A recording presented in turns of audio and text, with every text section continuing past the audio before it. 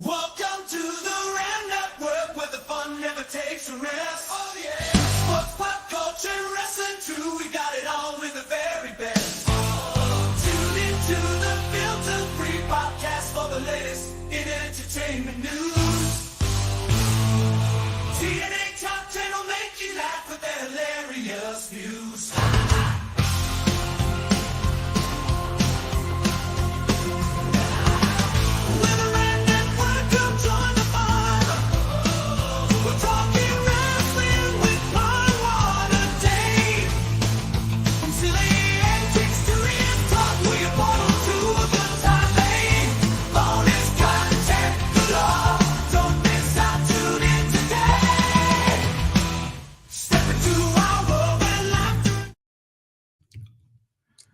Good morning, Ram heads, and welcome to the Ram Network's coverage pre-show of the WWE King and Queen Premium Live event from Jeddah, Saudi Arabia.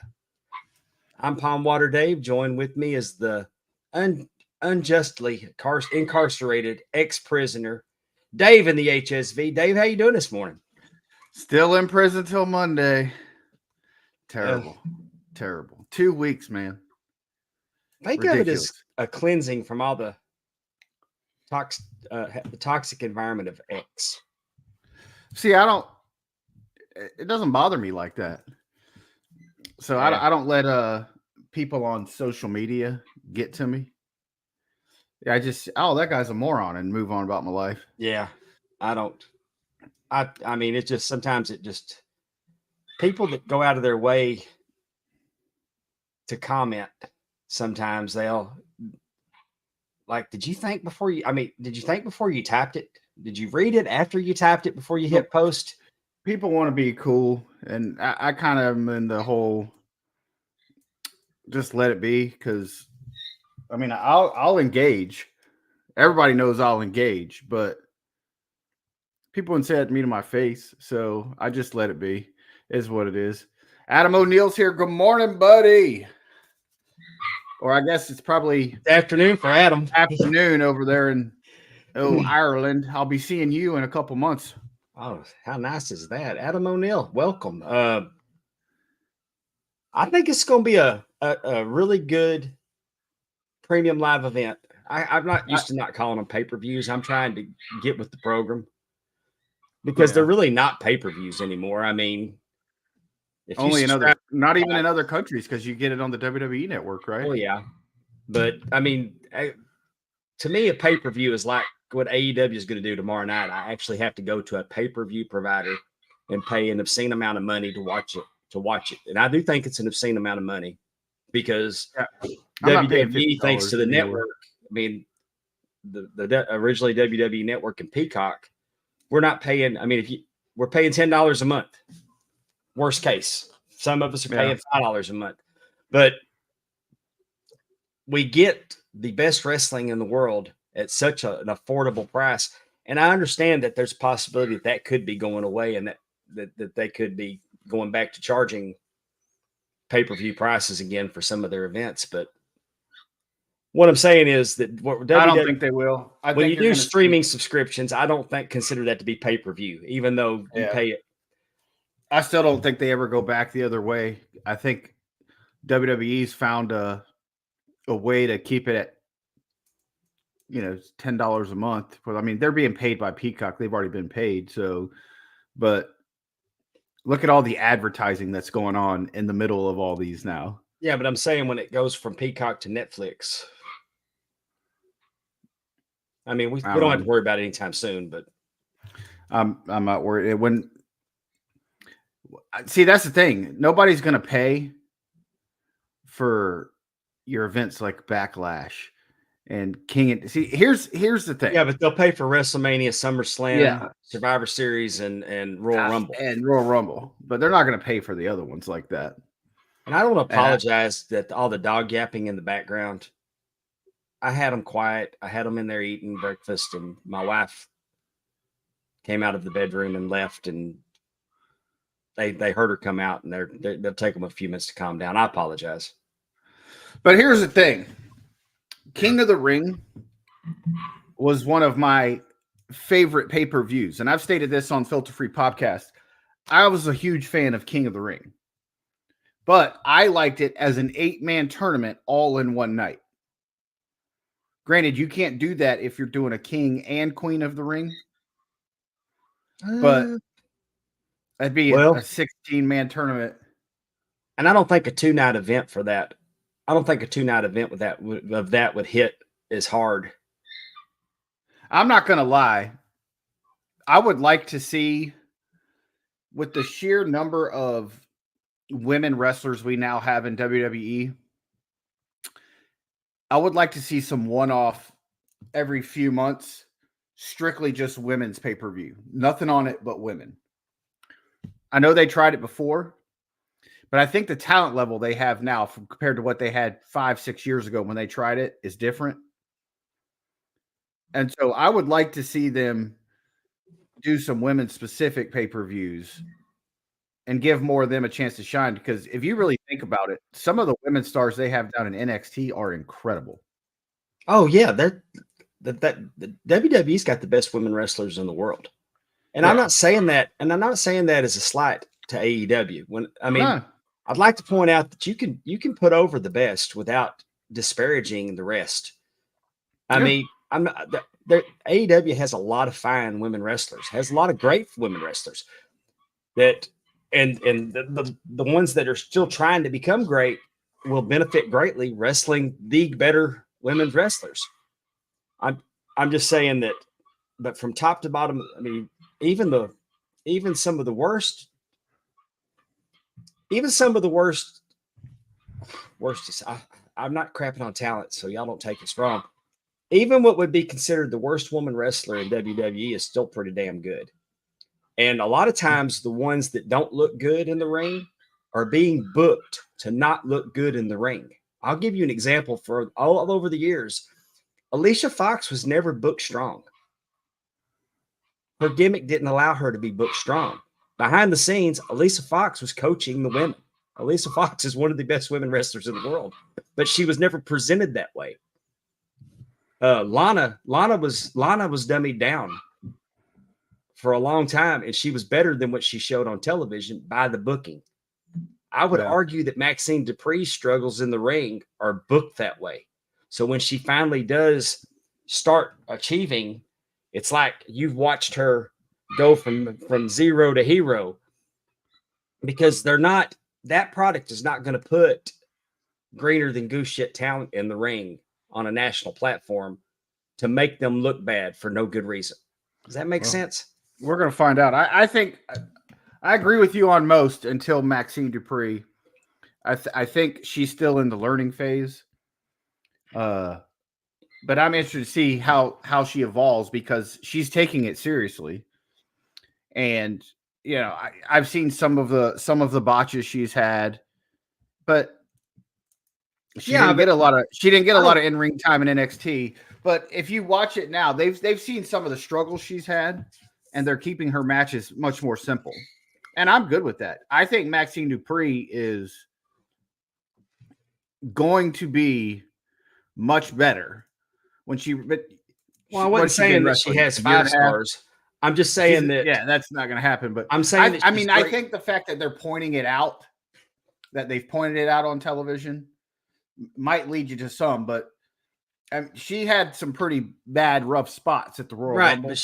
But I'm saying that she's gonna get better. But her being green was part of the story. Yeah. So I'm interested to see that. But King of the Ring, always one of my favorites. The first few years, and then it died down when they moved it to a 4-man tournament on the pay-per-view and started showing more matches. And the pay-per-view was just another pay-per-view that had this tournament injected into it. It didn't mean as much to me. But let's talk historically then. Who's your favorite King of the Ring all time?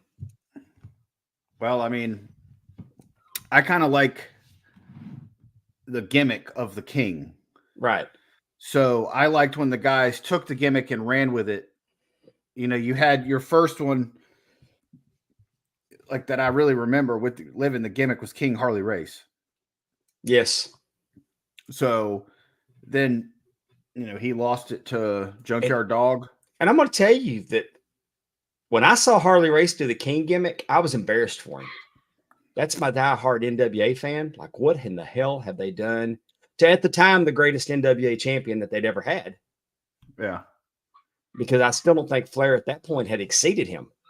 And now you've reduced him to playing a king. But what he did with it has stood up the test of time. And like I said, my knee-jerk reaction at the beginning of this was that they were crapping on one of the heroes. But what I'm telling you is, I agree with you that Harley Race took that. And even I saw that Jason Camden, tongue-in-cheek, said he missed the Red Rooster. Goes back to not embracing a gimmick. Harley Race embraced the gimmick and made it. Dusty Rhodes embraced the polka dots and made it. And I mean, like, Triple H never embraced the gimmick. Bruce even says that Triple H purposely kept breaking the crown so he didn't have to wear them. He did not want to do the gimmick. He fought him tooth and nail. Booker T. And Booker T's best work in my mind is when he was King Booker. King Booker is the best that Booker T. One of my favorite. So, I mean, obviously, as in terms of the King gimmick, nothing will top Macho King to me. But one of my favorites. So you had Owen Hart do the King of Hearts. He didn't really wear the crown and all that anymore after he won it. But he was then referred to as the King of Hearts, which that's great, King of Hearts. But I mean, the wrestler was trash, all this, but the whole way they worked Mabel with the King Mabel gimmick was great. And having the enhancement talent struggling to carry him to the ring with his throne and with Sir Mo, that was great. But after King Mabel, so he won that in 95. Austin didn't wear it. Triple H didn't wear it. Shamrock, Billy Gunn, Kurt Angle, Edge, Brock Lesnar. So your next 7 guys or so didn't run with it until Booker T did it. And the pay-per-view had been gone for 4 years before Booker T won it. And it was just a SmackDown event where he became King of the Ring. Yes. So none of them really took to it. I guess Baron Corbin kind of wore the crown and scepter for a while. But when you really think about it, the King of the Ring is usually some kind of heel gimmick. Yes. I don't think it worked. I don't think it worked for Woods. I mean, I think Woods wanted to do something more with it, but they just didn't. Right. And I think Woods embraced it, but I do think it's 100% a heel gimmick to be successful. Yeah. And traditionally, I mean, historically, this pay-per-view has been a launching point for talent. I mean, I think that everybody would agree that Stone Cold Steve Austin had the rocket attached to him. Yeah. And I don't know if it's so much that this pay-per-view or the fact that he had the opportunity to say Austin 316 says, I just whipped your ass. I mean, I don't think it was this pay-per-view that grew Austin, because Austin wasn't there when he won this. And if you really think about it, Austin won King of the Ring in 96 and then wasn't even featured on SummerSlam of 96. He wrestled at the free-for-all against Yokozuna in like a 1-minute match. Yeah, but I'm saying the King of the Ring gave him the opportunity because he couldn't be denied after Austin 316. After that, but I think everything that built up Austin was his feud with Brett and the classic they had at Survivor Series. The writing was on the wall that Austin was money. So, yeah. And go back and watch him go. All the matches he had in 96, the match with Brett at WrestleMania 97, the things working up until his neck injury. Austin could go in the ring, man.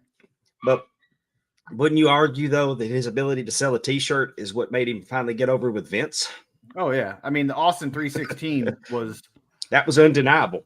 Right. The signs immediately started coming up. And that was, I mean, the backdrop of it was the crown. I mean, was the throne. Yeah. But Austin wasn't putting that damn crown on. So, but with that being said, our first match today on the PLE is that their what's it called? I mean, it's on the preview show. And I haven't watched SmackDown from last night, so but apparently we're getting Bianca Belair and Jade Cargill versus Piper and Chelsea. no, Indy Hartwell and what's her name? I'm drawing a blank. Candice LeRae. So Candice LeRae and Indy Hartwell. I didn't even look at the notes for the pre-show. So it's a way to get them on. But here's my thing. These shows need more than 5 matches. 3-hour pay-per-views need more than 5 matches. And that's my only complaint so far during the Triple H era. Is Triple H likes really long matches. And you go back and watch any of the pay-per-views we've had this year. What was it? The first one was, I mean, Royal Rumble's different because you have Royal Rumble events. Right. That's a 90-minute process. You had Elimination Chamber. Had like 4 or 5 matches. Mm-hmm. WrestleMania is different animal, 2 nights. Backlash, 5 matches. All these pay-per-views now only have 5 matches. I grew up in the 80s. You know, yeah. I remember a 3-hour WrestleMania having 14 matches on it. I don't think we need that much, but I don't have a problem with a 3-hour pay-per-view having 6 or 7 matches on it. I think that's good. But you know Cody and Logan are going to go at least 30. Yeah. I'm the complete opposite from you on this. I enjoy going back to putting quality instead of quantity. I don't need a 3-minute to 6-minute match. Well, but see, if you're going to have 14 matches on the card, you're going to have a 3-minute match. Yeah, they're just. But if you do 7 matches on the card or 6 or 7 matches on the card, see, there's no reason why. Once again, it goes to show you my tag titles mean nothing in WWE. They mean nothing. You have 2 sets of tag titles. You don't need 2 sets of tag titles because neither one is ever featured on anything other than their television show. Right. They're not on the pay-per-view. The men only need 1 and the women need 1. And I don't even know if you really need women tag titles. I think the women should have an intercontinental title or something over tag titles. Because it's just not necessary. I agree with you 100% that the men should only have 1. But I'm also a firm believer that there only should be 1 world champion. Yeah. To me, if they can put the belt on you, if you're big enough that they put the belt on you, why can't you do 2 television shows a week? Well, I think or even further than that, I would maybe, I don't know if you'd include NXT, but I mean, you've got your own territory at this point. So why can't, and it didn't keep you from Cody. Cody was in Saudi Arabia, so you trotted him out on SmackDown last night. Cody is SmackDown now. Cody's not on Raw anymore. Oh. Yeah. But I got my belts confused. But there should only be 1 champion. But I agree. Yeah. Why? But then you elevate your United States title or your Intercontinental title. And I'm for killing the United States title. As a hardcore NWA fan, it's hard for me to say that, but I don't think it's needed. I don't think unify the United States and the Intercontinental, or do away with the Intercontinental and have the United States and the European. See, I'd get rid of the United States title and have a European title again. Well, the Intercontinental kind of covers all that. I know, but if you're going to have 1 champion for both shows, Intercontinental should be like a world title. Well, I know, but you're not. I mean, right now, Damian Priest is the champion of Rocks and Water, and Sami Zayn is the champion of just Rocks. So I like but I wouldn't have a problem. The title design better than the undisputed title design. That's for That sure. undisputed belt, even the new one they made Cody, is the ugliest belt they've ever had. I don't The care for a gold, big the gold W does belt. nothing. The gold color with the black stones does nothing for me. The stones look black to me in some pictures. But honestly, nobody sees Indy Hartwell and Candice LeRae defeating Jade and Bianca. I think that's going to be a pretty quick squash match. I think everybody's over there, so they're putting it on the card for the undercard. Yeah, unless you're gonna break Jade and Bianca up. But I don't think that Jade. I don't know if Jade's ready for that Not feud. yet. They're not. Jade needs tag partner work for right now. So, I didn't even know they were doing that on the pre-show. Yeah, so that's going to be on the pre-show. I fell asleep. Then, I fell asleep in my chair during SmackDown last night. So I didn't watch last night. I was out at the pool drinking. First match of the night. Well, first match here anyway. Intercontinental Championship triple threat. Sami Zayn, Chad Gable, and Bronson Reed. I would love to see Chad Gable get the win here. I love what they're doing with him and with Alpha Academy and him just running them down. You think at some point Otis is going to turn, but I think it's going to be a ways down. I don't know how they take the belt off Sami Zayn so soon. I think it's pretty safe to say I'm not a fan of Sami Zayn. Never had. I kind of see him just as a goober, but a lot of people love him. So and it's not that he doesn't have good matches, but Sami Zayn does nothing for me. I'd rather see KO all day, every day over Sami Zayn. But I think the jury's still out on Bronson Reed. That's who I would like to see emerge.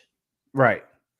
Bronson Reed, at first, I just kind of looked at him as another big guy, underachieving big guy, but he is so talented. Yeah, really good in the ring. I think what I like him. He's really won me over this year. And what wrestling's missing these days is a mouthpiece. But Sami Zayn finally being able to come to Saudi Arabia. He was there at the last one. Right, and it was a big deal. Yeah. I mean, they made it a big deal, and he came out and I'm just saying Sami Zayn's going to win this because Saudi Arabia is a feel-good show for the Saudi crowd. And I think with the way that he was treated, that he was finally allowed because of his religion and his it's the Syrian heritage. The Syrian heritage to be there. I think that, and he was so popular with the crowd because of it. I think that he's going over. I think these shows are like that. Yeah. I mean, I don't see anything. I don't see. I'm with you about Gable. I think Gable eventually takes it from Sammy. Yeah. Not today. But I don't think. But I'm ready to see. I'm ready to see something be done with Bronson Reed. But I think Bronson Reed needs a mouthpiece. You only really have Paul Heyman. So I know Paul Ellering came back, but we need wrestling's missing managers these days. I guarantee you that they have somebody on their roster, either on their roster or on NXT, that's underutilized with incredible promo skills. Mm-hmm. And does Sean Daivari still work there? He's with NXT. If Sean Daivari's there, why don't you put Sean Daivari with Bronson Reed? He was incredible. He was incredible with Hassan. Muhammad Hassan, yeah. There's no reason you couldn't trot Sean Daivari out there just as a traditional manager and get Bronson Reed over. Well, I think he's that good. Yeah, I think he's really good too. And I'd like to see him get utilized a little bit more. I've always been a huge fan of Sean Daivari. But that's what I think. I think it's going to be Sami Zayn's successful title defense. Yeah, I think so too, unfortunately, because Sami Zayn's a goober. But maybe Otis could come down and do something to Gable and advance that breakup. See, I think Otis is going to be heel with Gable for a little while, and then it's going to be. Oh, I don't think it's going to. I think it's going to take a little while. I could be wrong, but see, here's the thing, and I've said this on multiple shows. Dave doesn't do spoilers. Yeah. I don't want to know about spoilers. So I'm not reading any dirt sheet to find out, oh, who's going to win or who we think is going to. I don't give a shit. If I go see Batman in the movie theater, I ain't trying to see how it ends, right? Right. So I like to play the guessing game. Let's guess what's going to happen. I'm not going out looking for spoilers. Let's sidebar on dirt sheets real quick. do it. You like? I know you don't like dirt sheets. I mean, I'm not saying, but Sportskeeda is like a dirt sheet that's kayfabe. Like they have a headline, and it's not like a behind the scenes. It's like they're doing a kayfabe story. If something happens on Raw, it's a kayfabe headline. It's not a legitimate spoiler or anything. If you actually click on the link, which I normally don't, I click on the comments to see who they're talking about. Yeah, I don't. Yeah, but they don't really try to expose what's going to happen. It's there. Do you think there's a place in today's wrestling for a news site to try to present kayfabe news? I think there Or would do you be. think that just pisses people off? If there was no, the big problem in all this is social media. So it doesn't matter. Yeah. Everybody on social media will run with anything and push it regardless. But long gone are the days of treating professional wrestling like it's real and just enjoying it for what it is. So I would love to see articles, or I mean, I used to go to the store and buy Pro Wrestling Illustrated and all the magazines, the wrestling, all of them. Dude, I still subscribe to Pro Wrestling Illustrated. I had it because it was on. It doesn't come in magazine anymore, does it? Yes. Oh, does it? Yeah. So I got it on Kindle. It's not monthly. No, it's like quarterly. Yeah. But I got it on Kindle. But then I just stopped my subscription because I really only got it for the. When it comes to Pro Wrestling PWI Illustrated, 500. I still need a copy to put in my hand. I didn't know they still did it on paper. Oh yeah. Okay. And but it's just they did a 2-page feature on Kaya McKenna recently, and I popped for it when I saw her in there. But I like to see people treat it as a sport. Yes. And not as a carny sideshow. And I mean, okay, it's one thing to have your Dave Meltzers and Sean Ross Sapps to break down news within the industry. Hey, somebody's been released. Hey, somebody's injured. Okay, that's cool. But you're just guessing. You're just trying to guess what's going to happen, and you're hoping that you're throwing crap on the wall, hoping it sticks. Yeah. And I don't. And I mean, so that's good for them for creating a niche audience.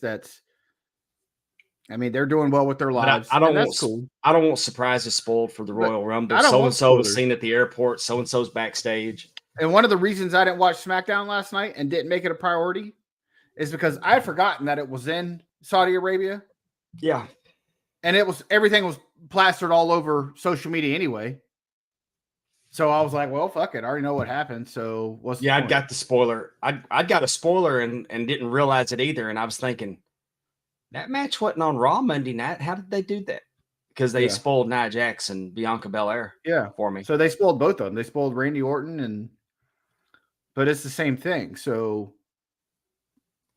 why can't you just everybody wants to get news out and to be I got it out first. I did this. And instead of,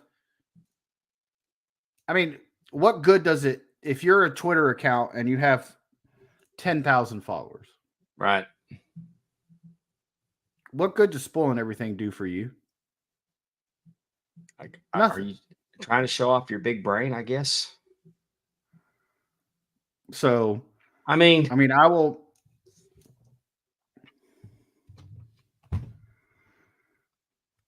I don't get it. How about putting before it, I think this is going to happen. I think this is going to happen, but not this is going to happen. Like you got an inside source and I mean, predictions are fine. I mean, we do that in every sport, you know. I think the Stars are going to win in 7 games. I think, I think the Cowboys are going to continue to suck this year. People need to get over the spoiler shit and Hey, let us Bob, have it. let's go to our chat since they're good enough to join us this morning. Let's do it, Bobby. Bobby, damn it, Bobby. He's got a question. What if Triple H had won the King of the Ring in 1996? What would be different? Nothing. I think Triple H would have embraced it the same way that he did when he eventually won it, and Austin still would have. I don't know though. Think about it, because you don't have Jake and Austin, and that doesn't set him up for the Austin 316. Yeah, but they could have done that at any point in time. It wasn't planned though. That was lightning in a bottle. Because Jake was Bible thumping as a gimmick. I don't think it matters. You might not have Austin 316 at that point in time, but you're still going to get Stone Cold Steve Austin. Austin's eventually going to get over, but is he? What's he going to get without Austin 316 says, I just whipped your ass? See, and that if Triple H winning the 1996 King of the Ring was the original plan, I don't think Triple H was ready. He needed that run through 96 because he won the Intercontinental title in late 96. I mean, now we're getting I don't know there. I don't know, Bobby. It's a great question, though. I don't know. I mean, I hate to answer that. It really sucks to me that when you think of 97 WWE, when Triple H finally wins King of the Ring and he has his feud with Mankind, you have the Hart Foundation feuding with America and Austin and Owen and everything just going and clicking on all cylinders. And then Bret Hart's out of the company like that. Because WWE couldn't afford to pay his contract. Could they though? But that's the thing. I think they could. I think it was tight. Around the corner. But it's right around the corner before WWE exploded. No, I think Vince loved Shawn and didn't love Bret. And I think if history has shown us anything about Bret Hart is dude likes to cry. And dude thinks he's better. And dude thinks he's a lot better than he actually was. Yeah. It's so in my mind, Shawn couldn't get along. So in my mind, it was Vince loved Shawn. Bret is difficult to manage. Because Bret, I think Vince said, we can't afford to pay you. Go get this money, just because he wanted to get rid of him. Could have been. But how much better would if you ain't going to tell me, you ain't going to tell Vince over $1 million a year contract? He couldn't afford to pay him. I never he couldn't afford to pay him. He saw it out to get rid of a problem. He thought, I bet in my mind, I think he thought Bret was a problem employee and he loved Shawn Michaels. He would have ate a fart out of Shawn Michaels' ass. Ew. All right. Second match of the night, women's world title, the man, Becky Lynch versus Liv Morgan. I'm intrigued about this one. Tonight's Liv's night. It's got to be. Yeah. Becky Lynch wanted time off. She lost at WrestleMania. She was supposed to be getting time off. I think she's going to be getting a break here. I think it's time for Liv Morgan to get the run. Yeah, I'm guessing Becky was an emergency transitional champion. I think Liv was going to be winning the title from Rhea. Not this early. Not this early, but eventually. And I think it was going to have something to do with Dominic. Something's up with Dominic and Liv. Oh, yeah. That's I love that. That's genius. Yeah. I mean, because Rhea Ripley's a face anyway. Liv Morgan immediately makes you watching the door for Mommy's return. Mm-hmm. And everybody wants to cheer her anyway. She's like the Road Warriors. It doesn't matter what she does. Face, yeah.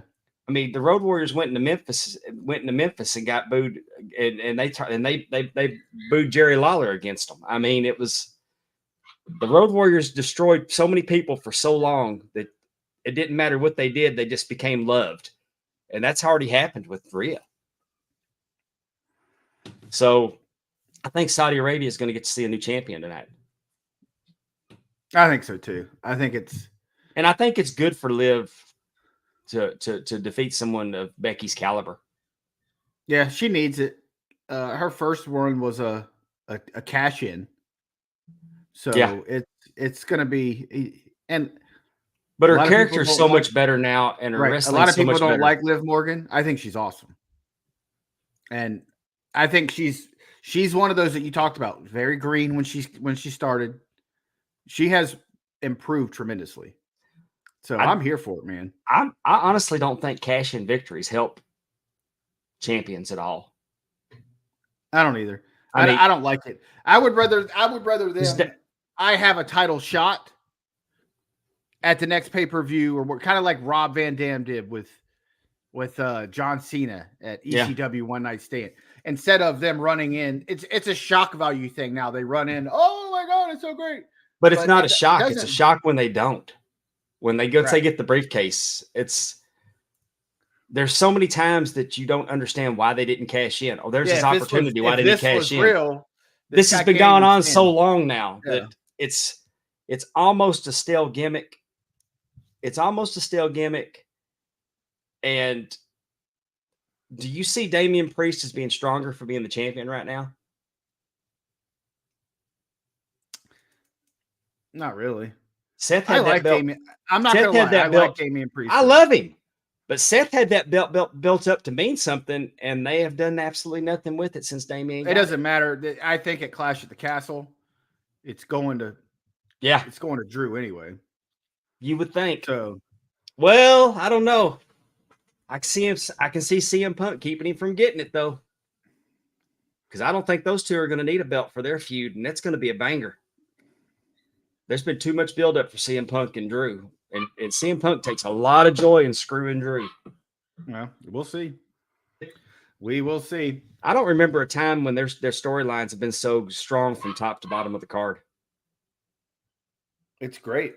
Yeah. And you're actually getting storylines and not old man rumblings from, I just went and took a shit and changed my mind. So let's actually build something here. And I'll give the devil his credit.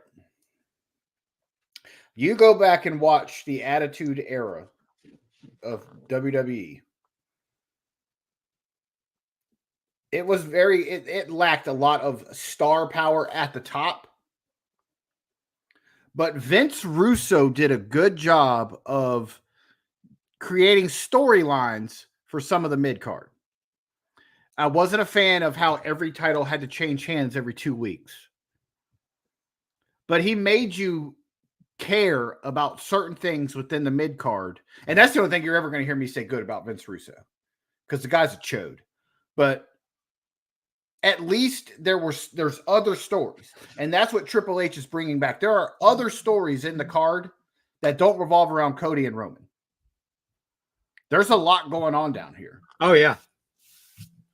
I mean, it's only a matter of time before you're going to get Jade versus Bianca. It's only a matter of time. Right. So we have the women's Queen of the Ring, Lyra Valkyria and Nia Jax. I don't see how they don't go Nia Jax here. It's custom built for Nia Jax. Yeah. I know they're high on, and can I just say that I can't believe they haven't changed her name? It's too close to Taya Valkyrie. But she's. I mean, her name. WWE. I know, but they change names so often. I mean, even Raquel Rodriguez went to Gonzalez or vice versa. Yeah.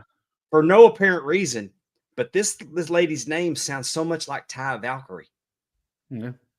It's confusing to a point. Like, why would you let? It's just not. It's so un-WWE to let a name be that close to another name. No. She's good though. She's good. Oh, she's great. I love her. I think they're pushing, and they want to push her to the moon. So it almost feels like she should win this match But I think it would be a travesty not to let Nia Jax have a run as the king of as the queen of the ring, See, here's what I want: because she will be so Nia obnoxious. Jax to win with help from the bloodline.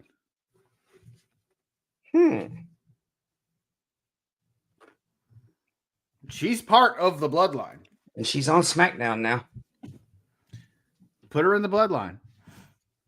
I've never understood why they didn't do that. And I'll even go you one further. I never understood why Naomi wasn't. I didn't understand how the authority figures on SmackDown could screw with Naomi, with her husband being in the bloodline. No. So that never made sense. And I don't think, and that was when Vince was still there. So Bobby says he has a picture with Nia Jax in Dallas. And she had to lean down. Oh, she leaned down on, I got a picture with her too. And she's leaning down for me. And my wife said, just stand up. He likes them tall. So I got a picture of her knelt down beside me. I got a picture standing up beside me. I love her. Think she is about so this, awesome. Dave. You think about this, Dave. Tama Tonga got beat last night. Yes. There is no bloodline in this pay-per-view. No. There's no Jay. There's no Jimmy. There's no Roman. There's no Solo. There's no Tonga. There's no Tonga. How do you get the bloodline on the pay-per-view? Nia Jax joins. Last night, Paul Heyman made it a point to mention that, are they calling him Tongaloa? Tongaloa? They made it a point to say that they couldn't get him into the country. He's such a bad man. They couldn't even get him into the country. So, I mean, when Paul Heyman was talking to him, they made a point to know that he wasn't there because they couldn't get him in the country. And I thought, wow, I can't believe that they put that as part of the promo. Mm-hmm. So, as of right now, there is no bloodline representation on this PLE. Men's King of the Ring, Gunther versus Randy Orton. I have another hot take for everybody. If you've not listened, I am not a Randy Orton fan. I'm not a Sami Zayn fan. I'm not a Randy Orton fan. I think Randy Orton's work since he's come back has been a little better in terms of drawing me in, but I have never been a fan of Randy Orton, Sami Zayn, or Edge for that matter. Those are three guys that are huge superstars that just never did it for me. I agree with you 100% on Edge. Sammy got over with me. Sammy got over with me during the bloodline work. Randy Orton got over with me because he was able to for what he did with Matt Riddle, who I couldn't stand Matt Riddle. I wanted Matt Riddle. I called him Surfer Von Erich. I wanted Matt Riddle to turn on Randy Orton, and just I don't know. But what I'm saying is that I came to like Randy during that because I saw Randy. I saw Randy make a star. I never liked Randy as the legend killer. It's funny when you know how the sausage is made, you know how it's all done, and you can see something and it can still get to you. And when he spit on Harley Race, he spit in Harley Race's face. I hated Randy Orton ever since. I want to see Gunther go over here as the ring general. I can't see a scenario that Gunther doesn't. I think Gunther would embrace the King of the Ring. The problem is that I think Gunther has become bigger. He's so good that I think he's a face whether he wants to be or not. He's a cool heel. I think people they respect his ass kicking ability so much, but being the King of the Ring does absolutely nothing for Randy Orton unless it takes Randy to a different level. It's only a matter of time for you getting Randy versus Cody. So does Randy lose here and snap Or does Randy win here and says, "Hey, I'm king. I deserve a title shot," and starts going after Cody? But He shook Cody's hand last night when Cody got to the arena, and for one, Randy Orton sucks as a face. and I thought that was a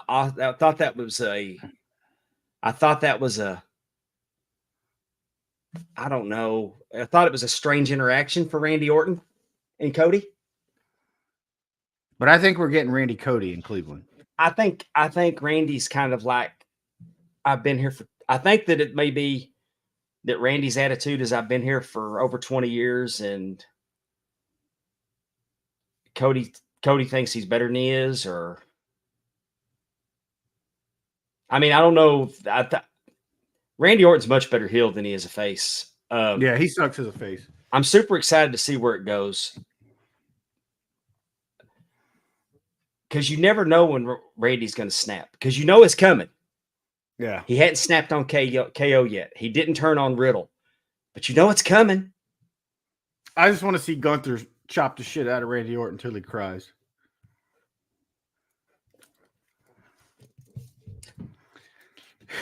Well, not a fan. Not a fan. Look what Randy Orton did for Brock Lesnar, though. Randy Orton's he's double tough. Yeah. I think he's a great performer. I think he's incredible, and we're gonna find out. I just don't see him beating Gunther.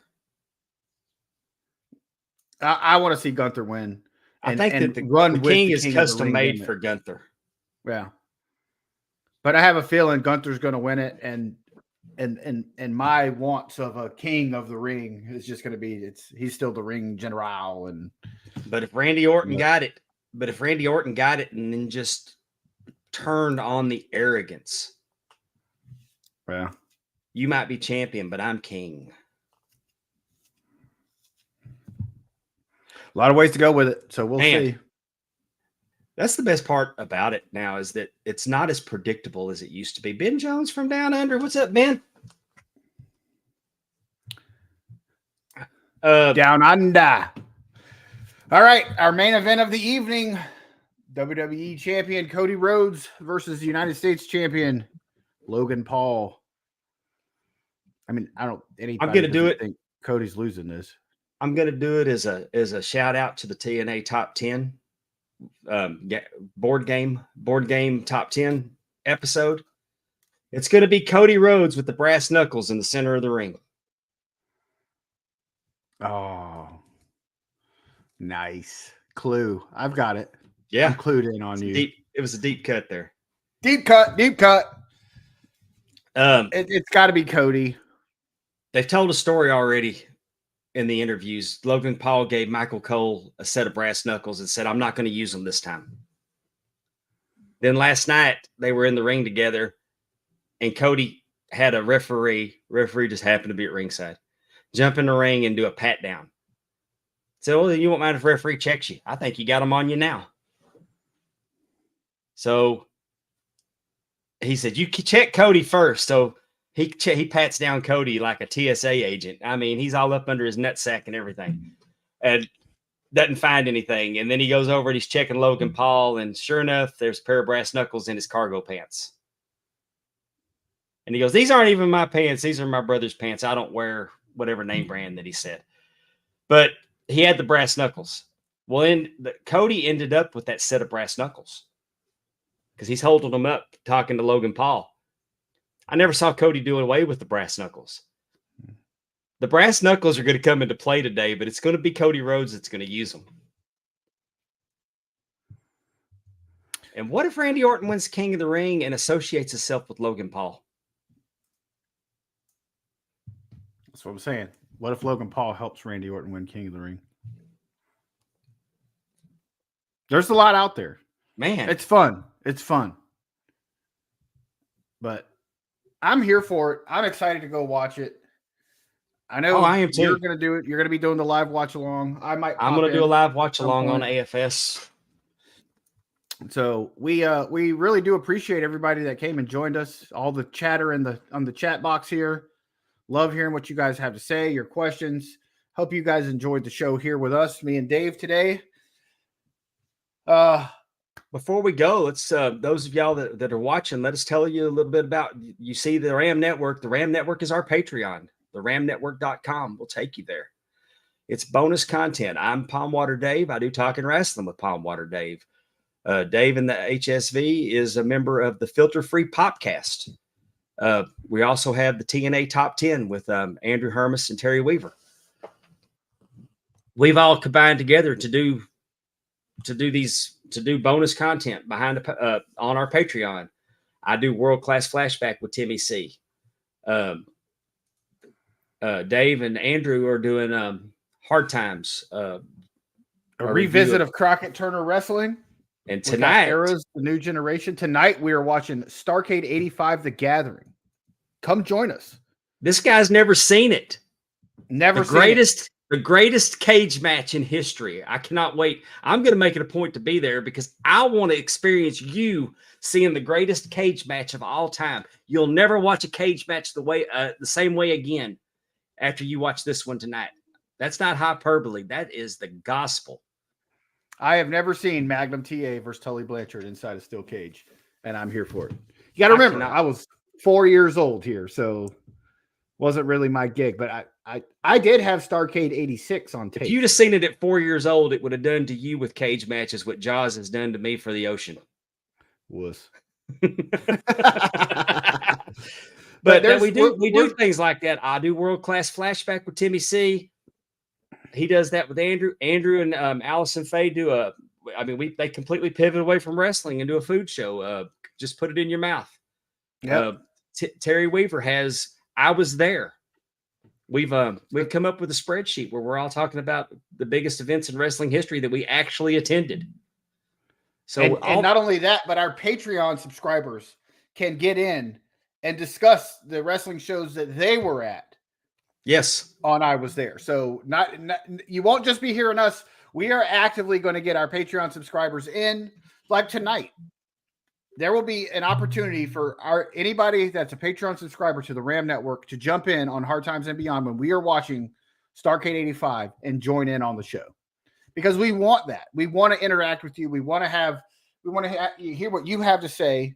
We want you to hear, our takes on things, our sides. Obviously, we don't have any behind the scene knowledge of what's going on. No, just a bunch of wrestling friends. We're friends, having fun and enjoying times, and we want to enjoy it with you. So check us out. It's over at the ramnetwork.com. Patreon.com/the Ram Network. No, Ram Network, not but Ram Network. So we will see you there. But tonight, I know we're going to be doing the ad-free shows. Watch along for King and Queen of the Ring. Then tonight we're going to pivot over and do Starrcade 85, The Gathering, as we are working through 1985. We're about to hit 1986 NWA in what is probably the biggest year of Jim Crockett Promotions. So it's coming. There you go. All right, Dave, if you like wrestling belts, an audience with the Belt Pope is also where I'll feature my favorite wrestling belts. And we'll just geek out about wrestling belts, and we can discuss all things Ron Simmons whenever you want. Well, we'll collab on that episode. I call those when the big gold belt left. Those were dark times for WCW. It was. Well, thank you so much for joining us. Enjoy King and Queen of the Ring, and meet us back later. We'll wrap it up afterwards, and join us tomorrow, and we'll do the same thing for AEW's Double or Nothing. I'm Palmwater Dave for Dave in the HSC. I'm Dave in the HSV. See you guys later. We're out. Thank you.